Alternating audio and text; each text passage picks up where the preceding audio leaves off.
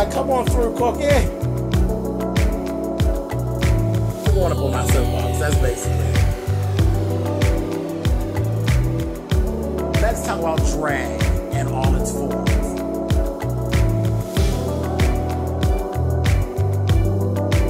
What, Cookie?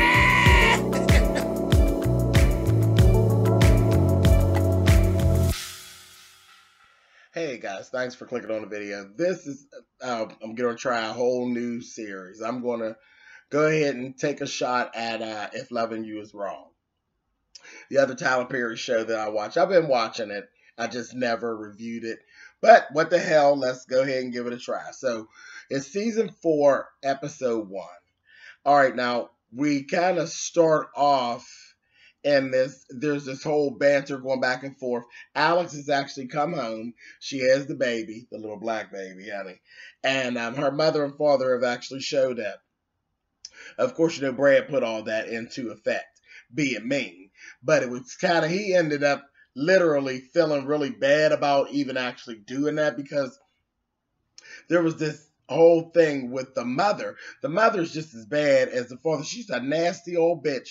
She was going back and forth and she wanted to, she's like, you give me that baby. Let me get that baby. And I was just like, no, you're not getting my baby. She wanted her to take that baby back to the hospital. Well, she was going to take the baby herself back to the hospital and leave the motherfucking baby at the hospital. Talking about her dad don't need to see it because the dad's going to kill her, the baby, and old boy next door. And then she sat there and you literally watched this crazy bitch convince herself that the guy that Randall raped her. And she's like, he did not rape me. He did not rape me. She said, yes, he did. He raped you. He raped you. That black man raped you. She's like, no, he did not. There's only one man that raped me, and you know who he is. And he was doing it from the time I was 6 years old. He was raping me, and you knew it, which was their stinking ass father, was raping her from the age of 6. Where'd they get that from? That's horrible. Horrible motherfucker. And then the mother goes on talking about why he hates black people so much. He watched his father be run over by a tractor and killed by a black man that was illiterate and didn't know how to read. Well, excuse me. I looked at these ignorant motherfuckers and I said, oh, so you can read, bitch?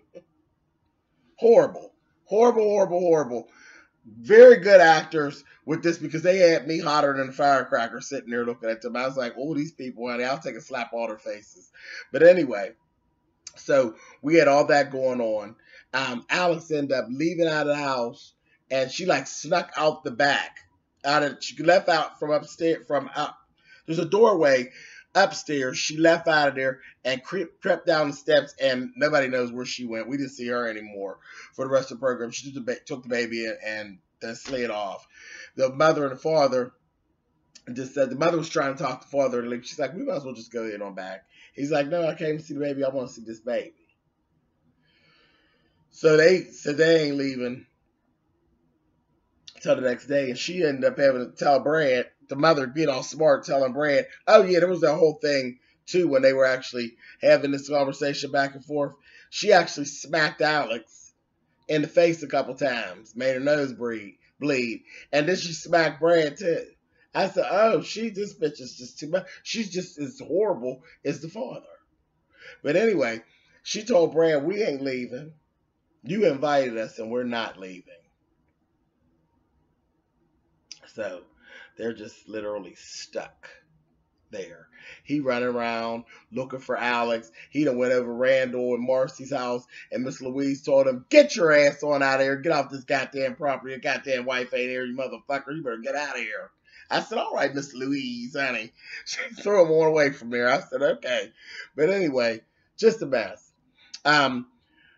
Let's see, what else happened? Marcy actually did get the apartment. She had called and let Brad know that she got the apartment and that they could move in right away because they're going to be roommates.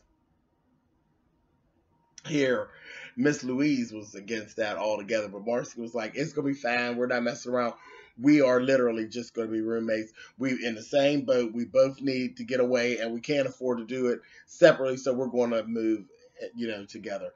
Whatever. Miss Louise is like, Randall's sorry, Marcy. He really is. Right in the midst of them having that conversation, Marcy's phone rings, and it's the credit card company. That motherfucker Randall. Now went to that hospital, found out that Alex had been discharged, took his ass to a store, spent $3,800 on Marcy's car that he stole, and bought all this baby shit. And they were calling for approval. And Marcy, I didn't understand, but she was like, just do it. Approve it. Fuck it. Approve it. And let Miss Louise know, girl, I am done. I'm done. He ain't sorry. He's not sorry. And I'm done. I was like, whew, child, that's too much. And he's so crazy walking around there. And, he's so he's just a mess. He's so arrogant about what he's done. And his mother is like, what are you doing? You know what I mean? And he's like, what? I'm happy. I'm truly happy. This, that, thing. I said, gone, honey. He is gone. And Miss Louise knows he's gone. He's as crazy as he want to be. Brad done kicked that sign down 3 times, honey. That stork. There's a sign with the stork on. He done kicked it down 3 times. That motherfucker keep on putting another one up. Horrible. But anyway. So we got all, that's what's going on with them. Now, let's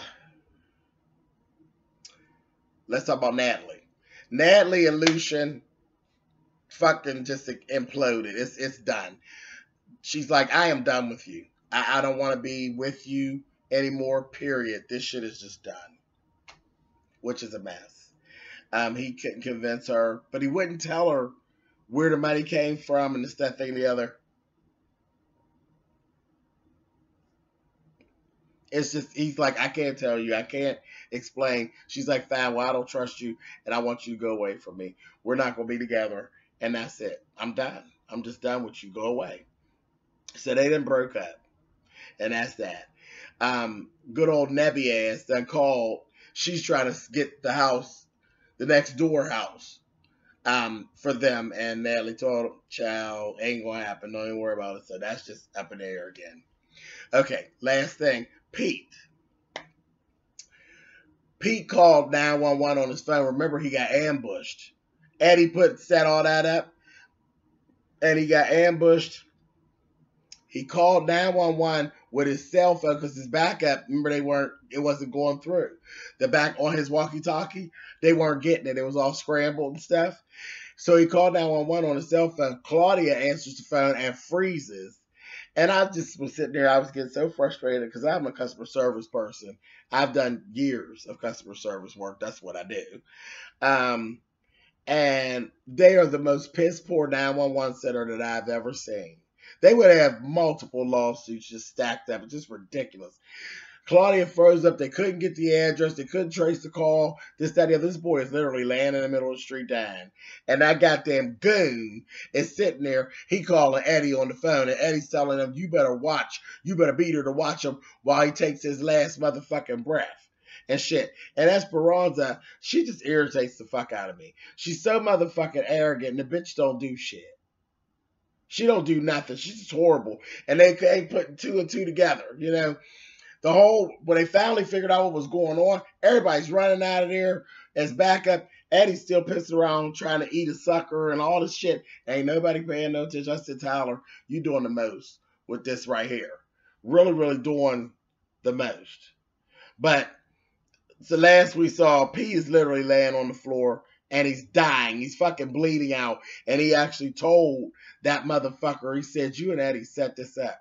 Why are you doing this? I am dying. You're watching me die, but that's okay. I saw the tape of him shooting your hand off. He's going to kill you too. And that's when old boy got the feeling, his conscience got the best of him, and he actually did call in for an ambulance. And you know Eddie gonna kick his ass about that. But it's probably going to be too late anyway. It's going to be too late anyway. But he's definitely on. Pete was on to what actually happened. It was so jive the way that went down. the acting portion of some of that, and the way that Tyler shot that scene, you did a good job with that, Tyler, because it did invoke a lot of emotion. Because I was really irritated through like literally the first 25 minutes of the show. I was so motherfucking irritated with how this was going on and how low down that it was. So you did shoot that scene really, really well, and that part of it was written really well, except for the stuff about the 911 center. From the time I've been watching this program, that 911 center would not exist. It would not be in existence.